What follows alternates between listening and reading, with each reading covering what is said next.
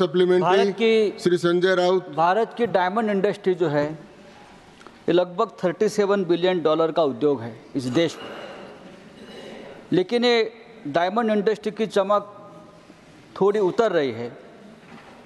आज इंडस्ट्री पूरी तरह से कंगाल हो गई है और उसका डायरेक्ट एंड इनडायरेक्ट इफेक्ट जो है वो वहाँ काम करने वाले लाखों वर्कर्स, वहाँ उस इंडस्ट्री पर डिपेंड रहने वाले और लोग भी हैं, जो लाखों लोग हैं। अभी गोविंद भाई ने कहा कि 15 से 16 लाख लोग सूरत में है, मुंबई में है और भी जगह पे है।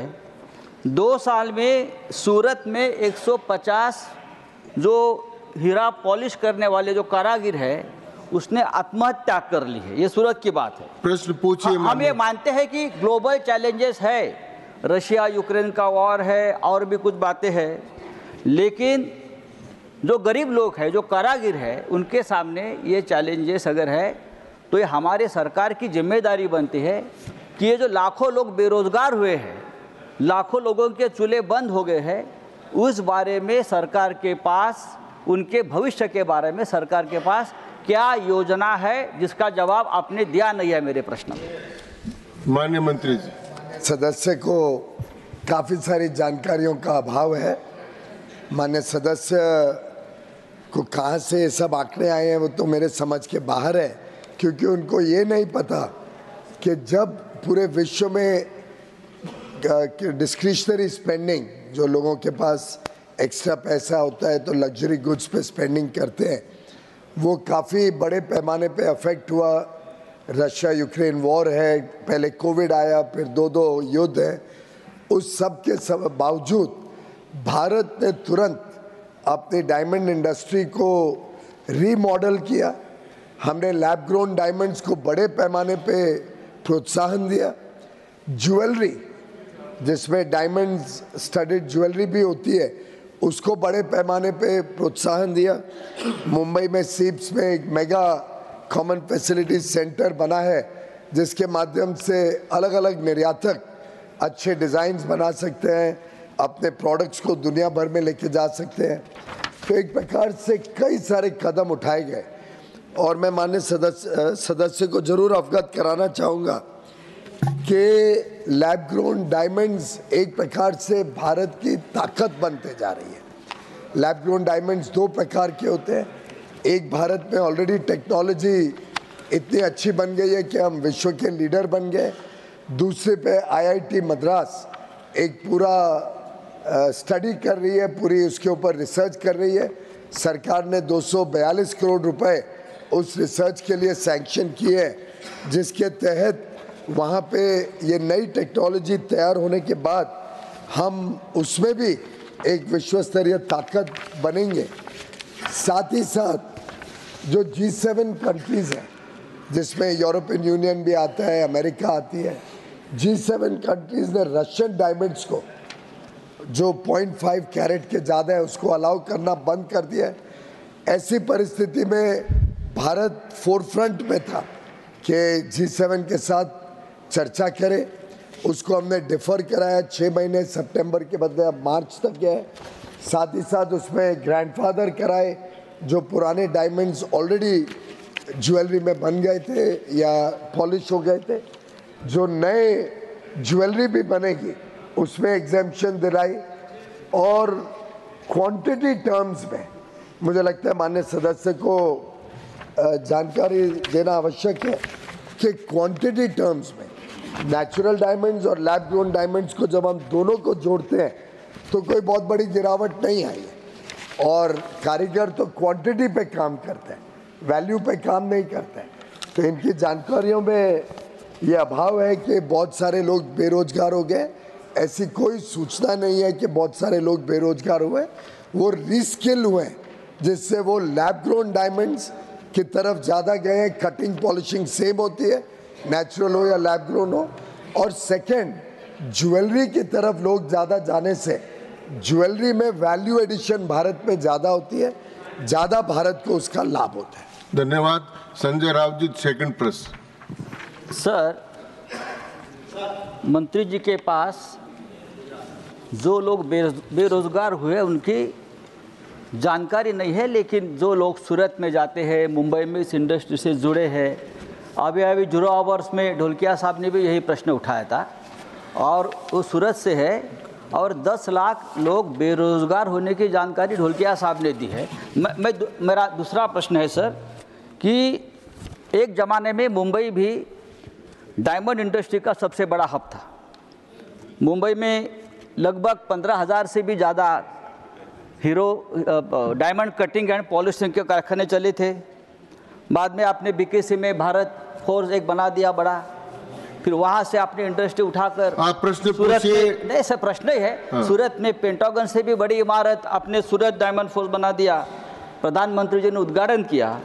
लेकिन मेरी जानकारी है कि आपको तो जानकारी है तो फिर प्रश्न काय का है? नहीं, मेरी जानकारी के ऊपर उनकी जानकारी होगी ना, सवाल तो है ना। अब ये सबसे बड़ी इमारत जो है पेंटागन से भी बड़ी, जहां 4,200 ऑफिसेज बनी थी डायमंड इंडस्ट्री के लिए, वो अब घोस्ट बिल्डिंग बन गई है और सिर्फ 150 से कम ऑफिसेज खुले हैं, बाकी सब ऑफिसेज बंद है। क्या ये सच है? माननीय मंत्री महोदय, शायद संजय जी ने कभी डायमंड का बिजनेस नहीं किया होगा, इससे उनको जानकारियां कम है इस विषय में। नहीं, वो प्रश्न का उत्तर देने का अभ्यास कर रहे हैं। पर उनकी जानकारी के लिए जब भी कोई नई वास्तु बनती है, नया बिल्डिंग बनती है, नया प्रोजेक्ट लगता है, तो आस्ते आस्ते लोग उसमें जाते हैं। पूरे सूरत के डायमंड की बिल्डिंग में सभी बिक गए हैं, जितने वहाँ पे यूनिट्स हैं सब बिक गए हैं। लोग अपना उसकी फर्निशिंग करेंगे, मशीनरी लाएंगे, लगाएंगे, वहाँ से मार्केटिंग करेंगे। और कभी भी बिजनेस में आदमी फ्यूचरिस्टिक अपनी प्लानिंग करता है। वो ज़माना गया पहले की सरकारें, जिसके साथ संजय जी आजकल गोद में बैठे हैं दूसरे लोगों के साथ, उनको ध्यान नहीं आता है कि वो सरकारें अपॉर्चुनिटी कितना मिस कर जाती थी क्योंकि फ्यूचरिस्टिक प्लानिंग नहीं थी। इनको तो मैं और एक जानकारी दे दूं, सूरत में तो बना ही है, उससे भी बड़ा मुंबई में बनने जा रहा है। नवी मुंबई में बड़ी जगह ली है इंडस्ट्री ने, वहाँ उससे भी बड़ा सेंटर जेम एंड ज्वेलरी का बनने जा रहा है। पर कंट्री की, विश्व की जो डिमांड है उसके हिसाब से हमारा देश बदलते जा रहा है। जैसे मुंबई के लोगों ने मुझे बताया कि हम ज़्यादा जेम एंड ज्वेलरी पे फोकस करेंगे क्योंकि ज्वेलरी पे आकर्षण ज़्यादा है। डायमंड में तो एक समझो उदाहरण के लिए लाख रुपए का डायमंड है, उसके ऊपर कारीगरी 10, 12, 15 हज़ार की लगती है और बिक जाता है। जब ज्वेलरी पूरी बनती है तो उसमें गोल्ड या डायमंड की वैल्यू कम होती है, कारीगर की वैल्यू ज़्यादा होती है, वैल्यू एडिशन भारत को ज़्यादा मिलती है, जिससे भारत को लाभ होता है। आप तो जयपुर से आते हैं माननीय सभापति जी, जयपुर के जो ज्वेलरी बनती है, जो एंटीक ज्वेलरी, जो डिज़ाइन ज्वेलरी, उसके मैंने शो भी उद्घाटन किया था 1 वर्ष पहले, 2 वर्ष पहले। जो सुंदर ज्वेलरी के पीसेज आज भारत में बनते हैं, जो हमारे युवा युवती आज नए नए डिज़ाइन से पूरे दुनिया को लोभित करते हैं, मैं समझता हूँ आने वाले दिनों में हमारे इस क्षेत्र का बहुत उज्जवल भविष्य है। मेरी भी कॉन्स्टिट्यूएंसी में उत्तर मुंबई, जहाँ से लोगों ने अपार आशीर्वाद दिया, प्रधानमंत्री मोदी जी को संदेशा दिया कि देश आपके साथ खड़ा है, तीसरी बार भारतीय जनता पार्टी और एनडीए की सरकार लाए, वहाँ भी बड़े पैमाने में डायमंड के लोग, डायमंड इंडस्ट्री चलती है, कारीगर काम करते हैं और भाजपा को वोट देते हैं। धन्यवाद। श्री मिलिंद देवड़ा, आपका नंबर। धन्यवाद सर, जिन्होंने ये सवाल पूछा, मैं सबसे पहले उनको थोड़ा अवेयर बनाना चाहता हूँ। आप प्रश्न पूछिए। मैं प्रश्न ही पूछ रहा हूँ। वो तो अवेयर है, बट चले गए। वो गए। जो चले इंडस्ट्री जो है, चले जाते हैं उनको नहीं कहते हैं सर। ठीक है, बट सर ये जेम एंड ज्वेलरी इंडस्ट्री जो है, उन्होंने जो कहा, सबसे पहले इस इंडस्ट्री का हमें राजनीतिकरण नहीं करना चाहिए। इस इंडस्ट्री में ऑलमोस्ट 50 लाख लोगों को, स्किल्ड एंड नॉन स्किल्ड लोगों को हम रोज़गार दे रहे हैं। इसके साथ साथ मैं मंत्री जी को बहुत बहुत धन्यवाद, बधाई देना चाहता हूँ। पीयूष जी और हम दोनों मुंबई से आते हैं और I know how close his relationship is with the industry. I also know the industry for a long time. They are contributing heavily to this country. Sir, he has elaborated his answer very well on many issues. There are some serious shocks that the industry is facing. सबसे बड़ा जो shock है वो रूस और Ukraine के war के वजह से, जो रूस पे जो सैंक्शंस है, to ensure that the division of Russian diamonds with other diamonds, which is almost impossible for the industry. I would only like to ask the minister, who is working very hard with the G7 countries, what steps the government is taking to ensure that we do away with these sanctions altogether. Thank you. मंत्री महोदय, देखिए, मैं सभापति जी आपके माध्यम से बताना चाहूँगा माननीय सांसद को कि सैंक्शंस लगाने का अधिकार तो हर एक देश को है। कल को हम भी तय करते हैं, जैसे हमने तय कर रखा है कि हम कई चीज़ें कुछ ऐसे देशों से नहीं लाएंगे जो हमारे साथ अच्छे संबंध नहीं रखते हैं, तो सैंक्शंस लगाने के अधिकार को तो हम नहीं छीन सकते, लेकिन वो सैंक्शंस कैसे इम्प्लीमेंट हो उसमें भारत लगातार बेल्जियम के साथ या ब्रसेल्स में और G7 देशों के साथ अलग अलग G7 की मीटिंगों में लगातार इस पर चर्चा करता है। हमने बार बार उनके साथ मीटिंग की और मेरी आखिरी मीटिंग इस विषय पे बेल्जियम के फॉरेन और इंटरनेशनल ट्रेड मिनिस्टर के साथ तो हाल में ही 3 हफ्ते पहले ब्रसेल्स में हुई है, जिसके पहले मैंने वहाँ के पूरे एंटवर्प डायमंड इंडस्ट्री के साथ भी चर्चा की, भारत से निकलने के पहले भारत के डायमंड इंडस्ट्री के साथ चर्चा की। जो ट्रेसेबिलिटी की रिक्वायरमेंट है वो शुरू होनी थी सितंबर से, तो हमारे आग्रह पे उन्होंने उसको मार्च तक किया। पहले ये डर था कि जो पुराने डायमंड्स ऑलरेडी बिक चुके हैं जिसमें रशियन डायमंड्स होंगे उसका क्या होगा, तो G7 पे दबाव डाल के उसको ग्रैंडफादर किया कि उनके ऊपर ये सैंक्शंस नहीं लगेंगे। फिर सैंक्शन सिर्फ 0.5 कैरेट एंड अबव पर है, उससे छोटे के ऊपर अभी तक सैंक्शन नहीं है। जो ज्वेलरी में रशियन डायमंड लगते हैं और थर्ड कंट्री में प्रोसेस होते हैं, समझो रशिया से डायमंड आया दूसरी कंट्री में और वहाँ से भारत आके उसमें कोई ज्वेलरी बन के जाता है, तो jewellery studied with Russian diamonds processed in third countries को भी एग्जेम्प्ट कर दिया गया है सैंक्शंस के परव्यू से। भारत के आग्रह पर लगातार हमारी चर्चा इंडस्ट्री के साथ भी और G7 देशों के साथ के कारण अब वो लोग विचार कर रहे हैं। एक तो उन्होंने बोत्सवाना में एक नोड खोल दिया है टेस्टिंग का, तो बोत्सवाना में ही अगर टेस्ट हो के अफ्रीकन डायमंड भारत आते हैं तो उसके ऊपर कोई सैंक्शन नहीं होगा। हमने ये भी आग्रह किया है कि EU ने भारत पे भी एक नोड खोलना चाहिए जो टेस्टिंग कर सके और यहीं पर टेस्ट करके अगर उन्हें कोई शक हो तो रशियन डायमंड्स अलग करके हमारी ज्वेलरी को या हमारे polish cut and polish diamonds को यहाँ से एक्सपोर्ट करने में कोई तकलीफ नहीं हो। ये एक तरफ G7 देशों के साथ इस विषय में चर्चा चल रही है, लेकिन जो मैंने संजय जी को कहा वो बड़ा ज़रूरी है नोट करना सभी को कि नेचुरल डायमंड्स में ये तकलीफ है, लेकिन लैब ग्रोन डायमंड्स तो भारत में ही बनते हैं और लैब ग्रोन डायमंड्स लगभग 1/10वां हिस्सा दाम पे 10-12% दाम पे मिलते हैं और वास्तव में लैब ग्रोन डायमंड्स की उतनी सुंदरता है उतने ही अच्छे होते हैं। फ़र्क इतना है कि नेचुरल डायमंड माइन के अंदर सैकड़ों साल कार्बन डिपॉजिट्स होने से नेचुरल डायमंड बनते हैं। अब टेक्नोलॉजी के माध्यम से लैब ग्रोन डायमंड लैब में बनता है, सेम टेक्नोलॉजी, एक छोटा सीड होता है, उस पर भी माननीय वित्त मंत्री ने ड्यूटी 0 कर दी है 5% से, तो हमारे लैब ग्रोन डायमंड्स और कंपेटिटिव हो गए।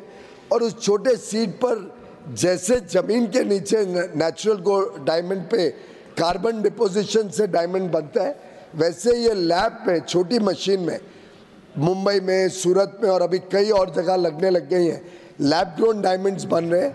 वो भारत की शान बनेगी, उसमें वैल्यू एडिशन पूरी की पूरी भारत में रहेगी और भारत के लोगों को नौकरियां भी मिलेगी, रोजगार मिलेगा और हमारा एक्सपोर्ट वैल्यू एडेड टर्म्स में और अधिक होगा। धन्यवाद।